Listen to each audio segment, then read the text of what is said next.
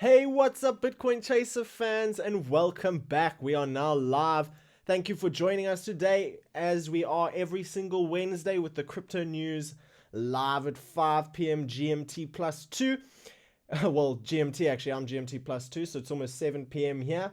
And what we're going to be doing today is we're going to be talking briefly about the bull run. And we're going to be talking about eSports and Sportsbooks. How is their involvement in a cryptocurrency fashion happening at the moment? Best Bitcoin quotes. We're going to be taking a look at top cryptocurrency sportsbooks. And we're going to be taking a look at the coinmarketcap.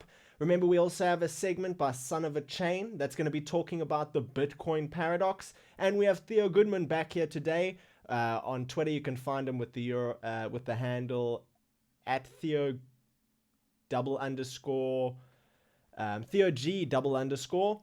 And now let's begin. So Bitcoin recently took a bit of a jump from about $6,400 to $6,500 with a 1.17% rise over the last 24 hours. Generally, this week it has gone up. Same with Ethereum at $217, up from about $190 last week, and at 1.21% in the last 24 hours. Currently, generally up throughout the whole week. XRP at 53 cents. Big jump about 2 days ago. Now it's up about 0.07% in the last 24 hours. Bitcoin Cash up in the last week as well. Remember, it was at about $450, now sitting at about $614 in a 1 week time frame, with about 2.15% up in the last 24 hours. Following that is generally down over the last 24 hours. EOS at $5.63, down 0.35% in the last 24 hours. Stellar also up this last week, but down 1.16% in the last 24 hours, currently sitting at 25 cents. Litecoin at $53.81, up this last week, but down almost 1% in the last 24 hours. Same can be said for Cardano, which is now at about 7 cents. Monero at about $109, also up in the last week, now sitting at minus 1.25% down in the last 24 hours. And finally, Tether, below $1 this time, at 99 cents, up about 0.32% in the last 24 hours. But take a look at this drop here in the middle of last week. Crazy how that happens, right? Moving on from that, let's talk about our first piece of content, which is eSports and Sportsbooks. But we've got our Son of a Chain segment first today. So please do let me know in the comments what you think about it. Let's get straight into it.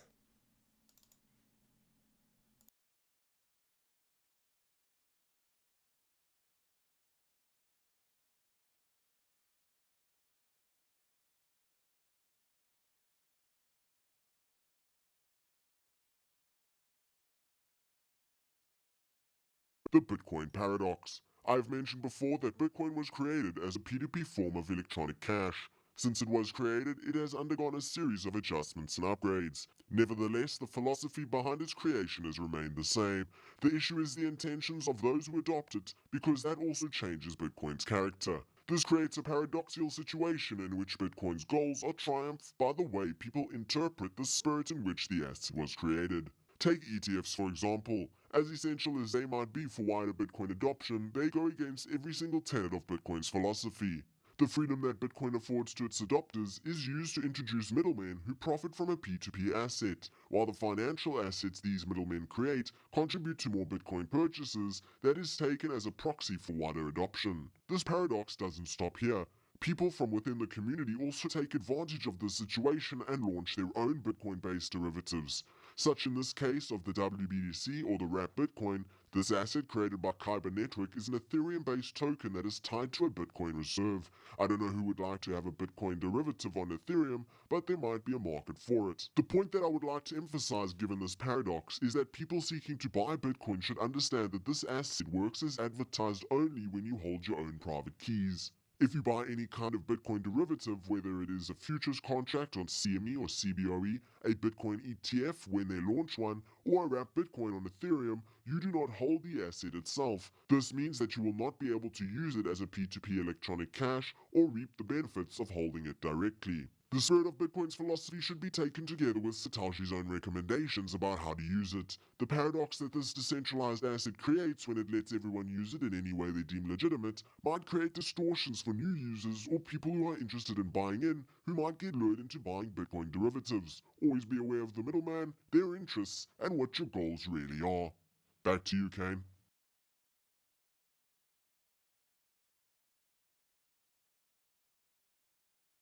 So that was Son of a Chain on his take on the Bitcoin paradox, talking about stuff like the freedom that Bitcoin affords to its adopters is used to introduce middlemen who profit from a P2P asset.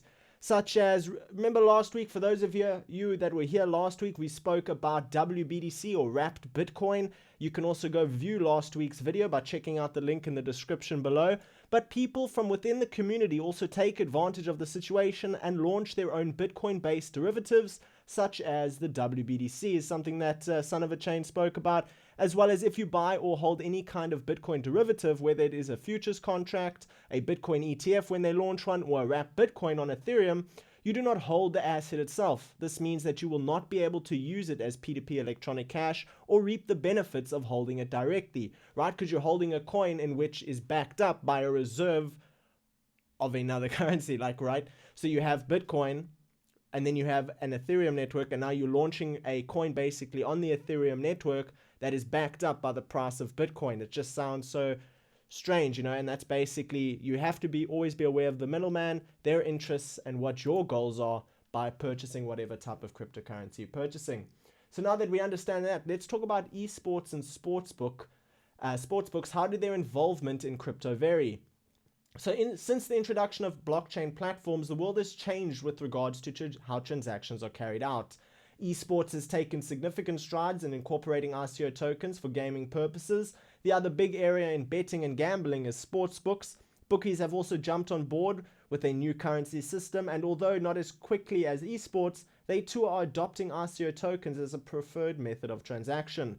And this is something that I always talk about, esports on blockchain, you know, actual games within the blockchain, being able to tokenize items. I'm completely for it. Let's find out some more about esports. So for those of you who don't know, esports is essentially multiplayer video gaming competitions, mostly between professional video game players. This industry has of late fully embraced ICO tokens as a transaction method for esports. Some of the latest and most progressive of the tokens include Unicum, Unicorn Gold, Dream Token, Leap, Skrilla, and BitQuest, among many, each offering new and improved solutions. And this is one of the key aspects to touch on. Now all these projects are launching out, and each one of them offer a different solution to a different problem, or a new problem presented by a previous solution. And so the industry evolves, and we're going to see it coming more and more into mainstream as it continues to grow. With sportsbooks, it's much the same at the moment, with the development of their own ICOs. So a sportsbook is a place where gamblers can wager any bet on any sports competitions worldwide. Many sportsbooks have recently begun to develop their own ICO tokens. This is a way of players being able to place their bets safely and securely, as well as with anonymity. They are also able to monitor their stakes, including wins and losses.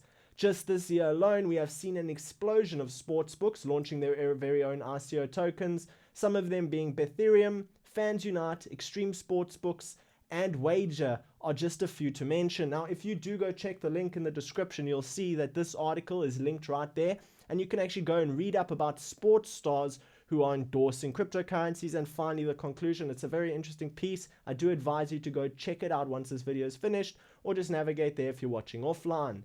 Now, moving on from that, we're going to talk about some best Bitcoin quotes. And then we're going to move on to our Theo Goodman section, talking about what sports betting is like this week and what you should expect, and his kind of feeling on the market at the moment. So some of the best Bitcoin quotes, I wanted to do this because I thought it would be like a really fun segment. You know, most people don't really know all the amazing things that people have said prior to the birth and after the birth of Bitcoin. So let's check it out. So in 1999, Professor Milton Friedman, a Nobel Prize winner in economics, stated, "I think the internet is going to be one of the major forces for reducing the role of government. The one thing that's missing, but that will soon be developed, is reliable e-cash." 9 years later, Bitcoin was born. How cool is that, right? So in 1999, when computers were the thing that was like, oh my word, like a computer, what can it do? How can I use it? And here's this guy talking about, that's great. Computers are great. The Internet of Things is fantastic. It's all evolving. It's great. But what I see in the future is reliable e-cash. And there comes Bitcoin. That's so cool. The swarm is headed towards us, said Satoshi Nakamoto when WikiLeaks stated accepting Bitcoin donations. So WikiLeaks started accepting Bitcoin donations, and Satoshi Nakamoto said, the creator of Bitcoin said, the swarm is headed towards us. And one more before I leave you guys with the link to go check it out in your own time. It says, Bitcoin seems to be a very promising idea. I like the idea of basing security on the assumption that the CPU power of honest participants outweighs that of an attacker. It is a very modern nation that exploits the power of the long tail, said Hal Finney. So go check it out. I mean, there are some other stuff by some guys like Mark Kenzigberg, Amir Tokoi, Jeff Garzik, Adam B. Levine, right? So go check it out. Very, very interesting stuff. And before we talk about the sportsbook section of Bitcoin Chaser, hello, Sheldon. It's good to see you. Thanks for leaving a comment there. Guys, be sure to just open up the conversation. If you guys have any questions, I'll be happy to talk to you about it. So, top cryptocurrency sportsbooks. Let's see what Theo Goodman has to say about it. What's up, everyone? This is Theo Goodman doing the sports update on the road out here. Key game tonight is in the... What's up, everyone? This is Theo Goodman doing the sports update on the road out here. It's getting kind of cold and windy. That's okay. Tonight is Champions League. It's continuing. Let me check what kind of games we got going on here. Well, actually... Okay, here we go. So, probably the key game tonight is in the Champions League is definitely Juventus against Manchester United. That's a pretty interesting matchup. Manchester United, as I've reported in the past, has been quite the dumpster fire this year. Pretty disappointing performance.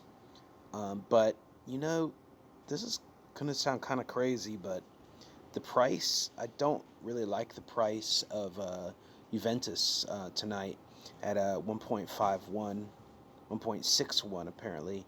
And you can get Manchester United for like 6.5. You could go Manchester United double chance, which means draw or Manchester United to win, or maybe something like a Manchester United handicap. I might actually have a look at that myself. Then coming tomorrow in the soccer world is the so-called Europa League.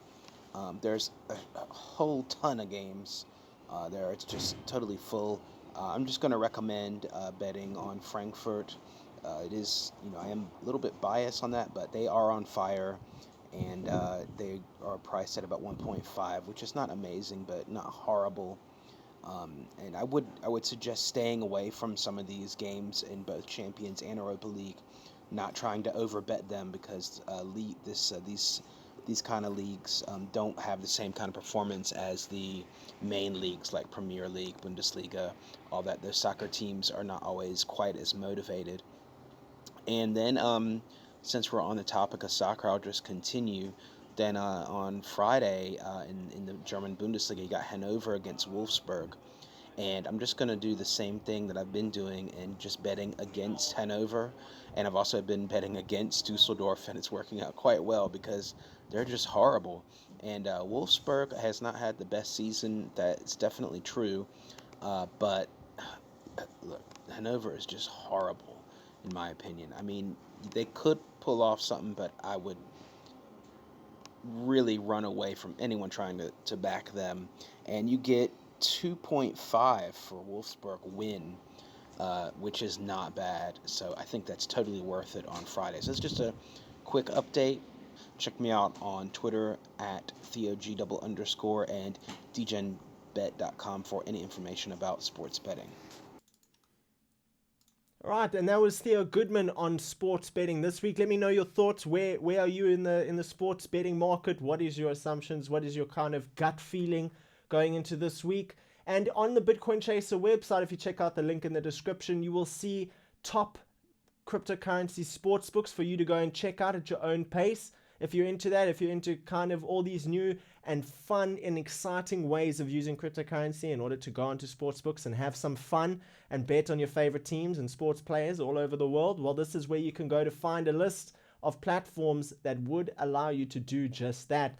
If you guys enjoyed this video, be sure to leave a like. Also, hit that subscribe button and turn on your bell notifications so that you can be notified just before our streams go live. And finally, to all of you out of there, happy Diwali. Hope you guys have a fantastic day. And to all of the other subscribers, hope you have a fantastic day as well. And we'll see you on the next video. Be sure to go to our video section. We've just released a review on cex.io exchange for the browser application. Great piece of advice there.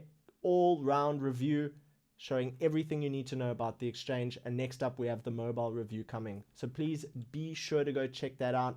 Bye, everyone. Have a good one. BroKaine and Bitcoin Chaser out.